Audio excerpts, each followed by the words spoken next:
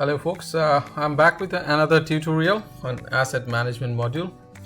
In this tutorial, we will learn how to use related work order features in asset management module. So what is related work order? So there is a scenario sometime what happened that we go to the workshop or we go to a visit and do a preventive work.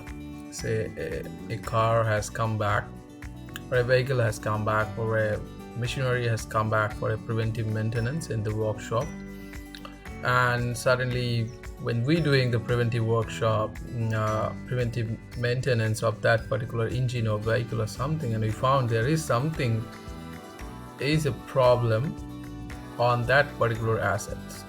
So it is basically in corrective work. How we can run preventive and corrective together within a single point of work order, means how the preventive work order can be generated in another corrective work to fulfill the same thing. And also there are some maintenance downtimes and all these things are required. So here is the process basically in the industry. What I have seen the followed, it happened more into the discrete asset base. So sometimes it's very much useful when you are going to take your car or some things to your workshop, and you might face those things as well. So like in work order one, which is already in the process, and suddenly when it is in the process, somebody say that, hey, there is an issue in the gearbox, there is the issue in the the shaft, right, on the wheels, right. So basically that is to be refurbished, that has to be changed, or that has to be sent it to another vendor to rectify that things and come back, and then you're gonna complete the whole works basically. So your preventive work found a corrective work, and then the preventive work cannot be closed until or unless the corrective work has been completed, right. So when you find the problem, you create a work order from the existing work order, which is work order 1 to work order 2, and then as follows as that, and then complete the things, finish your work order 2, and then complete the checklist of the work order 1, and then you make your consumption ready, whatever the consumption you have made for your work order 1, and finish the work order. That's how you can follow the process and complete the preventive work and corrective work in a single shot of time. So let's see the demo. Let's go back to our Starware system. So in asset management model, what I did actually, I already created one work order which is already in progress, and now suddenly somebody say that, hey, there is a problem on that asset. So this is my work order. Let's put it in a filter so you can see in the better manner. So this particular work order is ongoing, and this particular work order say that there are some certain hours, certain work shift to be completed, and there's some maintenance checklist to be done. And now we find the issue, and then somebody come down here and put a note that, hey, we have an issue. I think this one has to be done from the mobile app. They should fill it out from the mobile app, okay, and this the data will come over here. Okay, say you have been notified over there. Whenever there is a new things added, there will be a notification. The maintenance manager got it, and then you come here, you can see there was a menu called related work order, right?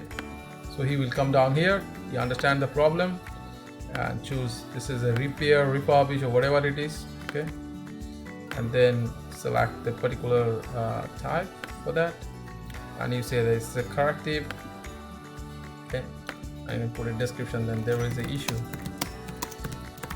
in the gearbox. I said this is an urgent, I need to finish it by quickly these things, and then I say yeah, all right, let's go and add that.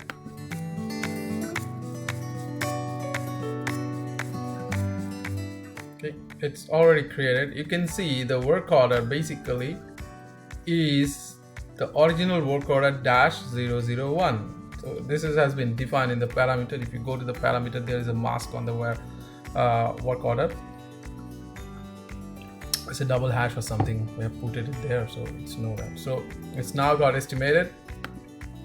Then subsequently you can put it your things. So here, based on the job, I have defined already the forecast that need in 18 hours time, which is a $500 per hour.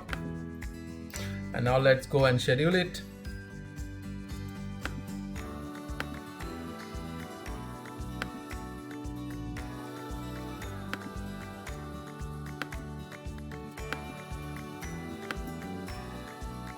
It's got scheduled, and then automatically the dates will come, and then that's gonna be scheduled for an employee. It's got scheduled here. Now if we go here and see the things, so what you can do actually, whenever the work order got created and estimated, the manager should put the default details here. You can add the default detail here. So whatever the symptoms he got it, like this one, and you can put it all the things here, and then let the things goes actually. Okay,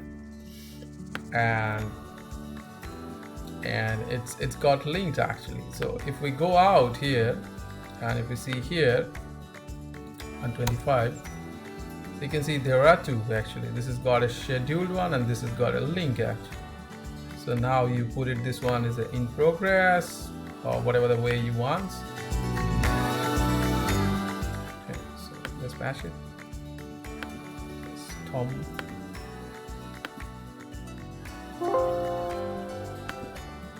And now I'm gonna change the status basically. So I just put it in progress actually. Okay, all right, so I just change it. So change it this way. Okay, it's got in progress.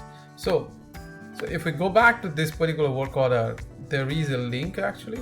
You can always see that, and there is a detail of that actually for the first work order, and there is a second work order actually. So this is how you basically can use a related work order features, like you doing a preventive work and you find another work. It could be happen even in the corrective maintenance that certain people has wants to do something and some breakdown happen and he gone for some gearbox changes, but he found some issues in the wheel as well, which is very commonly happen. I have seen in the vehicles basically whenever we took our vehicles in the workshop, as I said earlier.